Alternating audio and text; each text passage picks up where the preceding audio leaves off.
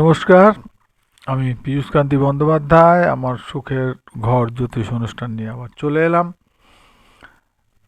আজ আমি যেটা বলছি সেটা হলো লটারি কাটার বিষয়। অনেকেই বলেন লটারি কাটছি, হচ্ছে না, কাছাকাছি যাচ্ছি, যাচ্ছে না, এর কি কোনো টিপস আছে, কোনো কি উপায় আছে? সত্যি কথা বলতে কি, দেখুন, আমিও লটারির টিকিট কাটি কিন্তু ওঠে না।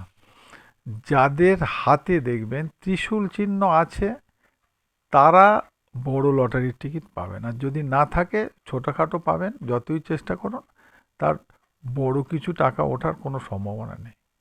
ত্রিশূল চিহ্ন যদি হাতের কোনো স্থানেই থাকে তাহলে কিন্তু সে ভাববে যে তার লটারি প্রাপ্তির যোগ আছে, তখনই সে কাটতে যাবে। তা নাহলে যে কোনো মানুষ কোনো একটা টোটকা করলো আর লটারি কাটলো, তাহলে তো লটারির টিকিট পেয়ে যেত।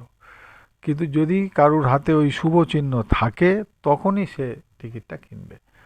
এবং করার আগে একটা ছোট্ট টোটকা সে করতে পারে। কোনো একটা অশ্বত্থ গাছে গোড়ায় একটু সর্ষের তেল ঢেলে নেবেন।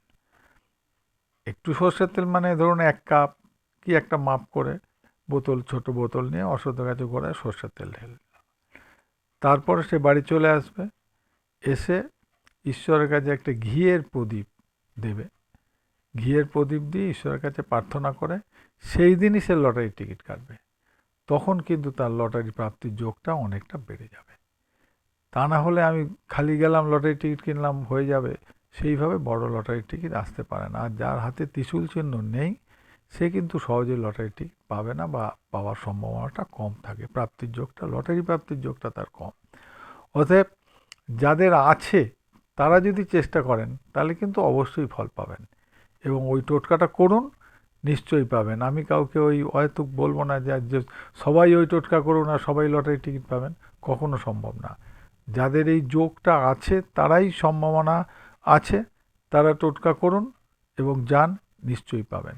হাতের যে কোনো স্থানে, বৃহস্পতি স্থানে বা বুধের স্থানে যদি দেখেন, হ্যাঁ, বা মাঝামাঝি স্থানে যদি কেতুর স্থানে দেখেন যে ত্রিশূল চিহ্ন আছে, শুভ চিহ্ন, তখনই আপনি লটারির টিকিট কাটবেন।